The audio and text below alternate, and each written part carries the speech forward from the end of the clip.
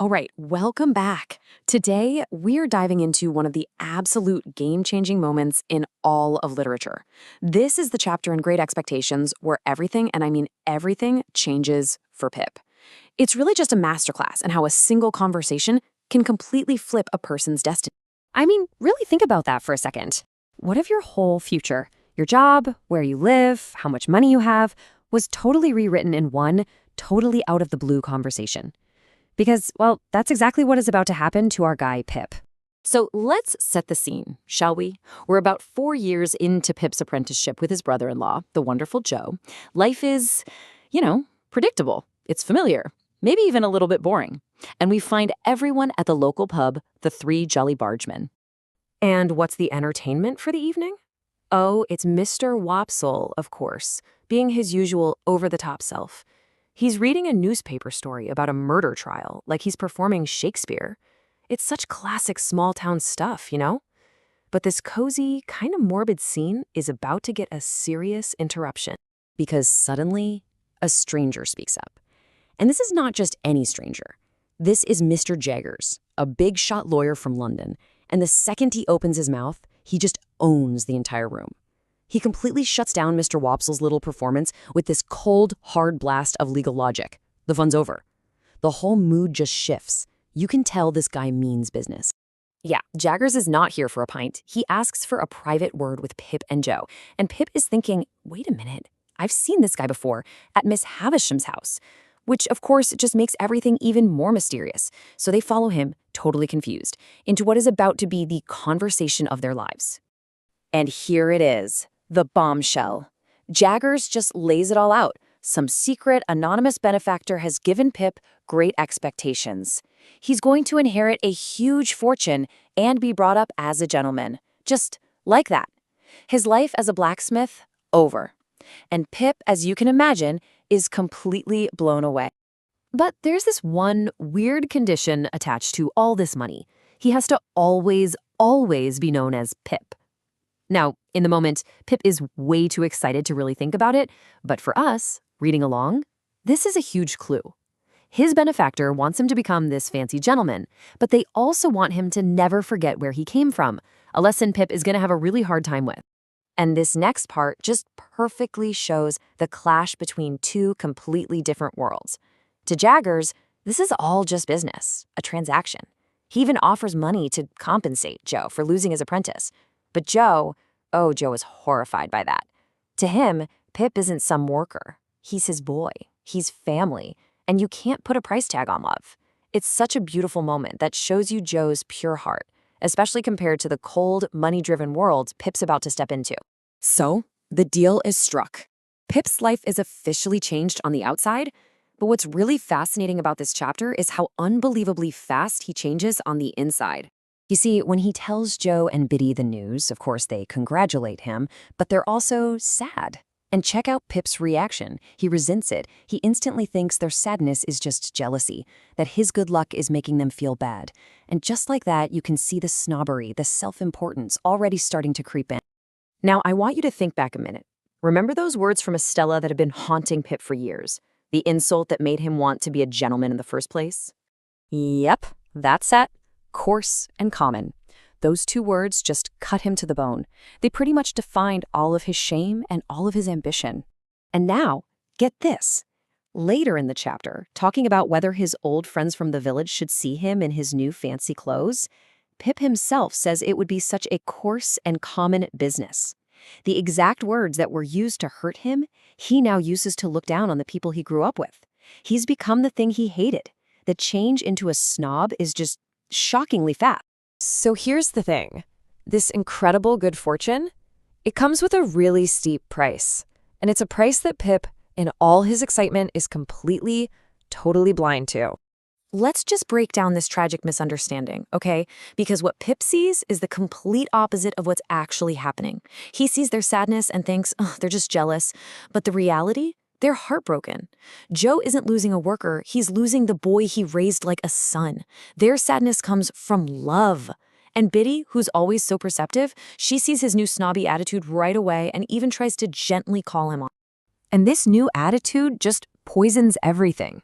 That night, he's looking around his own bedroom, the room he grew up in, a place that should be full of comfort, and all he sees now is a mean little room. It's not his home anymore. It's just something to be raised above. His ambition has literally changed how he sees the world. But the chapter doesn't end with Pip's snobbery. It ends with one of the most beautiful and moving images in the whole book. A quiet, loving goodbye from Joe. From his bedroom window, Pip sees Joe outside, smoking his pipe. Now, Pip knows that Joe only does this when he's really troubled or needs comfort, and yet, even seeing this obvious sign of pain, Pip has no idea that Joe's sadness is about him. He just can't connect the dots. And this is that beautiful final image. Pip sees the smoke from Joe's pipe, not as a sign of sadness, but as a silent blessing. It's not loud or flashy, it's just there, pervading the air. And that is Joe's love in a nutshell. It's constant, it's unconditional, and it's quiet. It's a blessing that Pip is receiving, but one he doesn't have the wisdom to really understand or appreciate. Not yet, anyway. And so that's where we leave it. Pip has gotten everything he ever thought he wanted. He's got wealth, he's got status, he has the promise of being a gentleman. But as his world gets bigger, what is he starting to leave behind? What's the real cost of these great expectations? That's the question that's going to drive the whole rest of this incredible story. Thanks so much for joining me for this breakdown. Have you ever daydreamed about suddenly getting a massive fortune? What it would be like if your life changed overnight? Well, for a young man named Pip, that dream actually becomes a reality. But what happens the moment the money hits? We're about to see how wealth can trigger an immediate and, honestly, a pretty ugly transformation. Let's dive in. So this is the big question, right? This is what's driving everything we're about to explore. Pip is about to have his wildest dreams handed to him on a silver platter. What he doesn't get, though, is that the real price he's going to pay is way bigger than he could ever imagine. And this isn't just some dusty old story. It's a dilemma that feels incredibly real, even today. All right, so let's set the scene. We pick up with Pip taking one last walk on the marshes, the same landscape he's known his whole life. But here's the thing, he's not the same boy anymore. Now that he has a fortune to his name, the entire world and his place in it looks completely different. And the snobbery kicks in, instantly. He looks at the people he grew up with, his neighbors, and suddenly they're just poor creatures he might decide to help someday. It's not about compassion, It's all a performance to make himself feel important. It gets so ridiculous, he even starts imagining that the cows are looking at him with more respect. And when you put the old Pip and the new Pip side by side, the change is just whoa. Remember way back in the beginning? A scared kid, sure, but a compassionate one, helping a desperate convict right here on these marshes. That's the old Pip. The new Pip? He's condescending, he's self-important, and he's actively trying to bury that memory.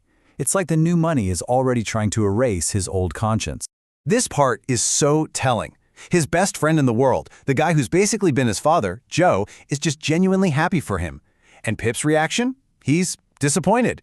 He actually wants Joe to feel a little insecure, to feel that new distance between them. So here's the real kicker. Having the money isn't enough for Pip. He needs other people to feel small so he can feel big. So all this insecurity leads Pip to a really, really bad idea. He decides he needs to improve Joe. And this sets up a huge, painful conflict between two totally different ways of looking at pride and self-worth. So Pip pulls his friend Biddy aside and lays out this grand plan. He wants her to start giving Joe lessons, polish up his manners so he can fit into Pip's new, supposedly higher world. He just completely assumes that his new lifestyle is the only one that matters, and that of course Joe would want to be raised up to it. But Biddy, see, she gets it. She understands something Pip is completely blind to. She basically explains that there are two kinds of pride. Pip's pride is all about his reputation. It's fragile, right? Because it depends on him feeling better than someone else. But Joe's pride? That's based on integrity. He's proud of his work. He's proud of being a good blacksmith. He's proud of who he is. He doesn't need to climb some social ladder because his feet are already on solid ground. And when Pip gets defensive and accuses Biddy of being jealous, she just hits him with this devastatingly simple line. It cuts right through all his new arrogance and reminds him of a basic moral truth he's already starting to forget. In his mission to become a gentleman of status, he's completely stopped being a gentleman of character. Okay, so Pip's just had this moral reality check from Biddy, but his education is far from over. Next, he heads into town to get some new clothes. And this is where he gets his first real lesson in how money doesn't just change him, it warps everybody around him too. I mean, just look at this scene at the tailor shop. Mr. Trabb couldn't care less about Pip until he hears about the money. Then suddenly it's all bowing and scraping and yes, sir. But at the exact same time, he's just tearing into his young assistant. It's a total performance. His kindness to Pip is 100% a transaction, and it's powered by the same thing that lets him be cruel to the kid who has nothing. And Pip sees this crystal clear. He recognizes it himself. He calls it the stupendous power of money, this ability to make people act in completely fake ways. It's a really tough lesson to learn. His new status isn't earning him genuine respect, it's just making him a target for phonies. And the show goes on with Mr. Pumblechuck, a guy who used to treat Pip horribly. Now, he's falling all over him, making up stories about a long friendship that never happened, and constantly shaking his hand like he's trying to touch the money itself. Pip knows it's all a lie, but, and this is the troubling part, he kind of enjoys it. That flattery feels good, even when he knows it's completely fake. So all of this, all these uncomfortable lessons and moral compromises, they're all building to the emotional core of this chapter, the day Pip finally has to leave the forge. This is where the true price of his new life becomes painfully clear. This might be Pip's absolute lowest moment. He actually asks Joe, the man who raised him, who loved him unconditionally, not to walk with him in public to the coach. And why? Because he's ashamed. He's afraid Joe's working-class clothes will embarrass him and tarnish his shiny new gentlemanly image. He chooses his reputation over love. It's just brutal. You can just feel the sadness of his last day. There's this stiff, formal goodbye to Miss Havisham, and then this quiet, heavy afternoon at the forge with Joe and Biddy, where nobody really knows what to say. And then, the departure. He walks out of the house alone, while Joe and Biddy are left behind, throwing old shoes after him for good luck, a custom of the very people he's so desperate to leave behind. It's only when he's finally on that coach, all by himself, that the full weight of his own terrible behavior hits him, and he just breaks down. So the coach starts moving, and Pip's great journey to become a gentleman officially begins. But instead of excitement, the feeling that hangs over everything is just isolation and a whole lot of regret. And this detail just gets me every time. At every single stop the coach makes, he thinks about it. He thinks about getting off and running back home just for one more night to tell him he's sorry. He's completely torn apart inside, wanting to go back to the very love he just pushed away. But he never does. The pull of his great expectations is just too strong. His climb has begun, and it is already so lonely. Which brings us right back to where we started. Pip is on his way. He's on the path to getting everything he ever wanted, but he's already losing the best parts of himself along the way. And it really forces you to ask yourself, is any dream worth the price of your own integrity? Thanks for joining me for this one. Welcome to our explainer. Today, we are diving headfirst into one of the most brutal reality checks in all of literature. It's that moment a young man's huge dream about the big city just completely smacks into a grimy, unforgiving wall. We're talking about chapters 20 and 21 of Book 2 of Great Expectations. So let's just get right to the heart of it. This is the central conflict right here. On one side, you've got the London that Pip imagined, this world of fancy gentlemen, wealth, and just pure splendor. And on the other side, well, you've got the harsh reality, a city that's built on just grime, crime, and misery. It's a massive gap. All right, chapter 20 basically throws Pip right into the deep end. I mean, his journey doesn't kick off with any sense of wonder or excitement. Nope, it starts with a visceral shock to the system that just instantly shatters all those romantic ideas he had about the city. His very first stop is a neighborhood called Smithfield, and let me tell you, there's zero glamour here. His first and really his most overwhelming impression is that the place is just utterly filthy. The streets, the markets, they all feel so raw, so violent. This is not the sophisticated center of the world that he was dreaming of. It feels bloody, and it's a huge departure from the quiet life he left behind out on the marshes. And this grime, it seems to coat literally everything. Even the institutions he's supposed to look up to, the very centers of law and power, they all feel greasy and decayed. So instead of seeing these grand cultural landmarks, Pip's first tour of London is basically a tour of its machinery of justice and despair. He sees the soot-blackened dome of St. Paul's, the notorious Newgate prison, and even public gallows, a grim, in-your-face reminder of the city's brutal side. And this feeling of decay and brutality just keeps building as Pip finally gets to where he's going. The office of his guardian, the really formidable lawyer, Mr. Jaggers. Jaggers' office is, well, it's a perfect reflection of his world. This is not some respectable law office.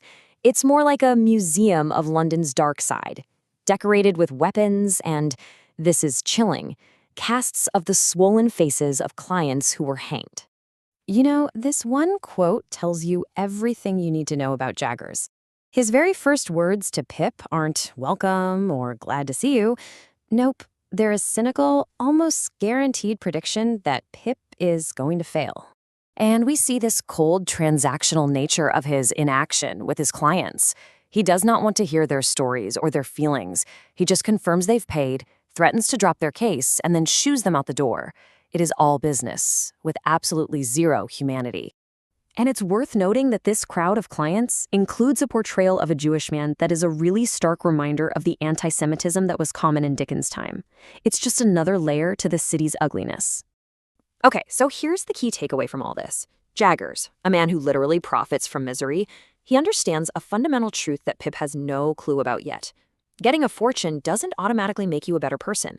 Actually, a lot of the time, it just gives you the chance to make even bigger mistakes. So now we're moving into chapter 21, and Pip gets handed over to Jaggers' clerk, a man named Wemmick. And believe me, his next lesson in London's harsh realities is just about to start. Wemmick is such a fascinating character.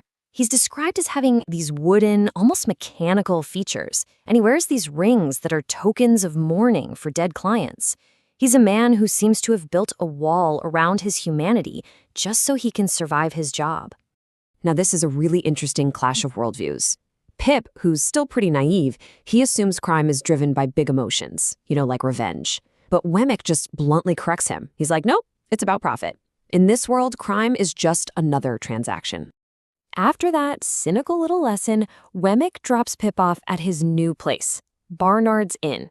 And it's here that the final illusion of a glamorous gentleman's life just completely crumbles into dust. He is absolutely appalled. I mean, instead of the grand mansion he must have been picturing, he finds a place that feels like it's actively rotting around him. It's the perfect picture of his crushed expectations.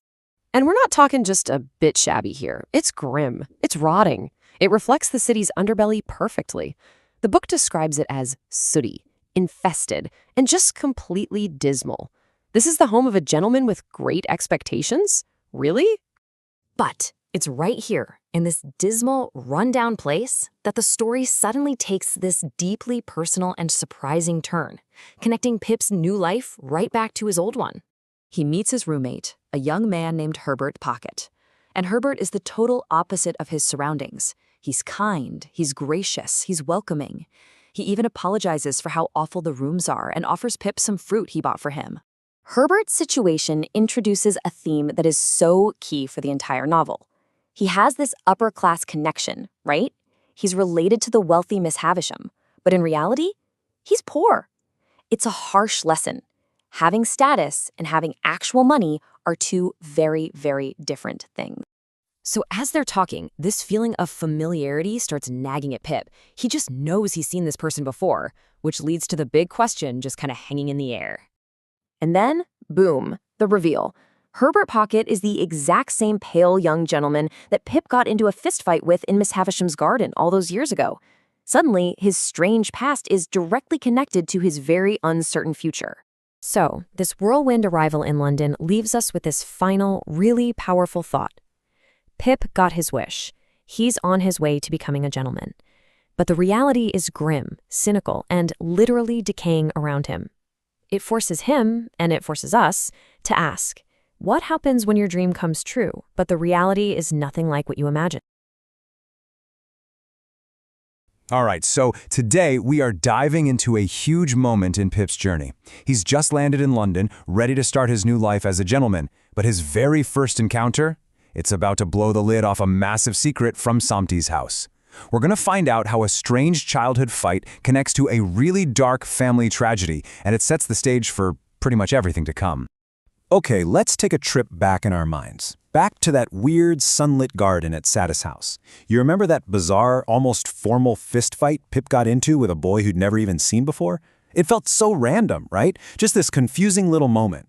But, as we're about to find out, it was anything but random. It was a huge piece of the puzzle. And, get this, that pale young gentleman is none other than Herbert Pocket, the son of Pip's new tutor. In this incredible twist, the very first person Pip meets in London is his old foe. But all that past tension, it just melts away, instantly. It's replaced by this genuine, good-natured warmth. This isn't a rival anymore. Nope, this is the beginning of a real friendship. So this totally unexpected friendship becomes the foundation for Pip's new life. With Herbert by his side, Pip immediately gets to work on the big project, transforming himself from a boy from the countryside into the gentleman he thinks his secret benefactor wants him to be. He is so eager to leave his old self behind. He asks Herbert to point out and correct his country manners, and even starts insisting, "Hey, call me Philip." But what's so fascinating here is that in his ambition to reinvent himself, he's directly violating the one and only condition of his inheritance. He must always keep the name Pip. In his rush to become someone new, he's already breaking the rules that made this whole thing possible. But the small talk about manners and names doesn't last long. The conversation shifts from Pip's future to a really dark and mysterious past. Over dinner, Herbert finally spills the beans on the tragic story of Miss Havisham, and he explains why Satis house is literally frozen in time. Herbert just lays the whole tragic story out. So Miss Havisham started out as this wealthy, spoiled heiress. But there was a family secret, a half-brother born to the family cook who was just simmering with resentment. Then this handsome suitor shows up, but he was secretly working with that half-brother. He charmed his way into her heart and, more importantly, into her bank account. On her wedding day, after she had already given him a huge fortune, he just left her at the altar. And Herbert says, at that exact moment of betrayal, she stopped everything. The clocks, the wedding cake, her own life, all frozen in that one awful instant. And this wasn't just some simple sibling rivalry. This was all about class. The half-brother's resentment came from the fact that his mother was a cook, not some high society lady. And that social difference meant he got a smaller inheritance and spent a lifetime feeling like he was second best. That feeling eventually festered into this terrible revenge plot to ruin his sister's life. But here's the kicker. One person tried to stop it all. Herbert reveals that his own father, Matthew Pocket, saw right through the fiancé. He warned Miss Havisham, look, this guy just has the appearance of a gentleman, not the character. But in her pride, she accused him of just being after her money and completely cut him out of her life. She silenced the one person who was telling her the truth. Now, this devastating backstory isn't just some old tale. It directly explains the biggest mystery of Satis house, Estella. And then Herbert drops an absolute bombshell on Pip. Estella was adopted for one reason and one reason only, to be an instrument of Miss Havisham's revenge. She wasn't taken in out of love. She was basically acquired as a living weapon, designed to be aimed at the hearts of men to make them pay for what happened to Miss Havisham. For Pip, it's like a light bulb just switched on. Everything suddenly clicks into place. Estella's coldness wasn't just her personality, it was her training. Miss Havisham's creepy delight in watching her break Pip's heart, that was the whole point. Every single visit, every insult, it was all just part of this cold, calculated, heartbreaking revenge plot. This whole story boils down to one critical lesson, a lesson that's going to define Pip's entire journey. The huge difference between looking like a gentleman, like that phony fiancé, and truly being one, like Matthew Pocket, a man who had the guts to speak a hard truth even when it cost him everything. Okay, so with that massive backstory now out in the open, the story snaps back to Pip's present. He's about to get his first real taste of the world he's supposed to join, and he's got Herbert as his guide. And Herbert, you gotta love him. He is just full of optimism. He dreams of becoming a capitalist, an insurer of ships, which is a very modern, very cool ambition for the time. He's all charm and big plans, even though Pip, ever the pragmatist, is privately thinking, yeah, I'm not so sure this guy's ever gonna make a fortune. So Pip's introduction to his new home life is, well, it's chaotic. He gets to the Pocket household and finds his tutor's wife, Mrs. Pocket, completely lost in a book about aristocratic titles. And she is totally unaware that her kids are literally tripping and tumbling over a footstool that's hidden under her giant skirt. It is a scene of pure comical chaos, a far cry from the dignified, orderly life of a gentleman that Pip had been dreaming about. And all of this brings us to the central question of this whole chapter, really. Pip has the money. He has the opportunity. He's learning the history and seeing the difference between a good heart and just good manners. But as he's standing there, on the edge of this new, messy, chaotic world, we're left with this big question. Is being a true gentleman something you can actually learn and buy? Or is it something you just have to be? Welcome to The Explainer. Today we are jumping into Victorian London through the eyes of a young man named Pip. He's about to get an education, but trust me, it's not the kind you find in any classroom. This is all about survival in a world of masks and hidden identities. So let me start by asking you something. Who are you when the workday is over? I mean, is the person your colleagues see the same one your family and friends really know? This whole idea of a public self versus a private self is right at the heart of what Pip is about to go through. Okay, here's how we're going to break down Pip's wild London education. First, we'll look at the two faces of the city itself. Then we'll dive into his, let's call it, professional training, and follow that with a very different personal lesson. And we'll wrap it all up with a big takeaway about what's really valuable. So Pip has just shown up in London, full of these so-called great expectations. And he's been told he's not there to learn a trade or a skill. Nope, he's there to be educated for a brand new identity, a totally new station in life. And this is the key, right? Pip isn't learning to do anything. He's learning how to be something. The goal is to become a gentleman. But, as he's about to find out, that title, well, it comes with a pretty dark side he never could have expected. And that brings us right to chapter 24, and Pip's professional education. His first classroom is the office of his guardian, the super intimidating lawyer, Mr. Jaggers, and his clerk, a guy named Mr. Wemmick. Pip's first lesson in this new world? Professionalism is a weapon. You know, when he asks for some money, Jaggers makes him feel like an actual criminal. But then his clerk, Wemmick, pulls him aside and basically says, hey, it's not personal, it's just business. And Jaggers' office is basically a monument to this idea. It's less a place of justice and more like a grim museum of success. I mean, he has death masks of notorious criminals the firm defended just on display. These aren't seen as shameful, they're trophies. It really is all just business. Wemmick's personal motto just sums up this whole worldview perfectly. Get hold of portable property. He even shows off jewelry he got from clients who were literally on their way to be executed. It's this dark, cynical philosophy that says, hey, in a world this grim, the only thing you can really count on is what you can carry in your pocket. Now, just when Pip starts to think he's got this cold, transactional world all figured out, he gets an invitation from Wemmick to come visit his home. And this is where his personal education begins, showing in a completely different side of London life. The difference between the two Wemmicks is just staggering. It's night and day. At the office, he's cold, he's calculating. But at home, he's this warm, creative guy who absolutely dotes on his elderly father, who he affectionately calls the aged. And his home is just as unique as he is. It's a tiny little castle he built himself, get this, complete with a moat, a drawbridge, and a cannon that he fires every single evening. This place isn't about business or grim realities. It's a fortress of private joy, creativity, and some serious independence. The very next morning, Pip actually gets to see this transformation happen in real time. On their walk to work, Wemmick's warm, friendly smile just slowly disappears, and it's replaced by the cold, hard mask of a lawyer's clerk. He is literally putting on his work face for the day.